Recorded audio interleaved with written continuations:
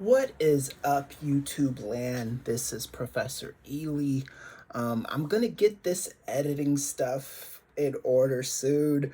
Right now, we are in the rough beta stages of my video, so please bear with, okay? But I wanted to talk quickly about CNN. Full disclosure, I stopped fucking with CNN a long time ago. Ever since they became a place for town village idiots to go and explain their hackery. Really that simple.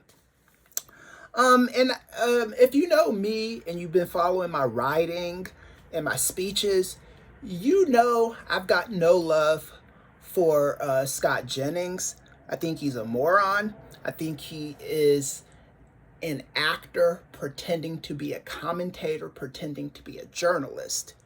He is no good. He is trash. He is garbage. And that's the bottom line. I don't even think it's an opinion. It's a fact as far as I'm concerned. But I digress. As much as I don't like Scott Jennings, he's not he's not the biggest, most disgraceful person at CNN. Because you see, I fully expect Scott Jennings to be CNN's designated dunce. I expect him to be a dunderhead.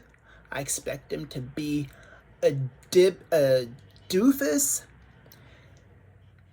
I expect him to be the heaping pile of steaming, shitty garbage that he is. Jake Tapper, on the other hand, pretends to be this above the fray commentator, this honest broker, this person delivering truth. He writes this stupid book with some other heifer from Axios. I don't even remember her name. I don't care what her name is.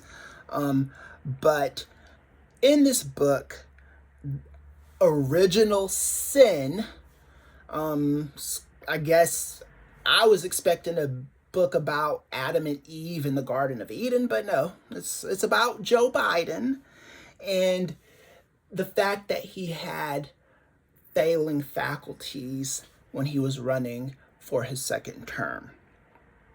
And this is my problem with the establishment Democratic Party in the first place, is we all knew Joe Biden was old. We did. I don't think anybody was surprised at that. I don't think anybody was really that surprised at that bad debate performance he had with Donald Trump in 2024. I knew what we were getting with Joe Biden. But this is who the Democratic Party told us to go with in 2024. Or 2020. And in 2024. And we went with him. But then, after that debate performance, they went into full panic mode, start Monday morning quarterbacking, like, oh my gosh, we shouldn't have, we need to get someone else. They didn't want Kamala Harris, but then they ended up getting Kamala Harris, and you know, what happened and what happened. No use crying over spilt milk. But it was the Democratic Party regurgitating stories to legacy media telling those stories, feeding stories to the Democratic Party feeding stories to legacy media. It was a cyclical thing. So, Jake Tapper writes this book.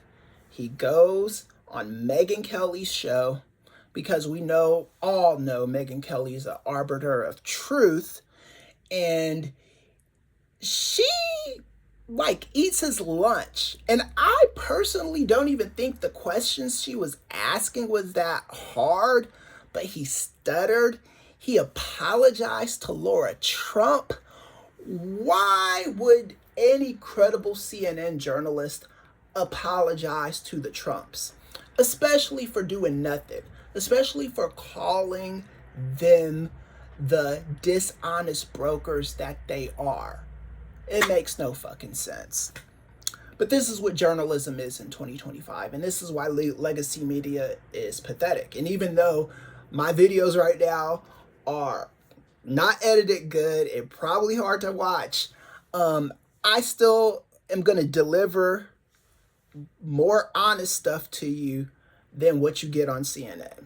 Because CNN is basically Fox News in a tuxedo, Fox News with a business suit on, a tie. It's garbage. Jake Tapper needs to resign. It shouldn't even come to CNN firing him. He should know how pathetic he is and want to resign and get it right. He canceled an appearance on Jimmy Kimmel, I want to say on Thursday. Why are you canceling appearances on Jimmy Kimmel? You know, because you can't even, he's afraid to efface the music from a late night host. How pathetic is that? So anyway, that's all I gotta say. Just wanted to get that out in the ether, even though these videos are not what I want them to be yet. My voice has to get out there. So even if a few people listen, so be it. Professor Ealy, professor of political science, criminal justice, American government. I'm out this piece. Thank you for your patronage and thank you for watching. Peace.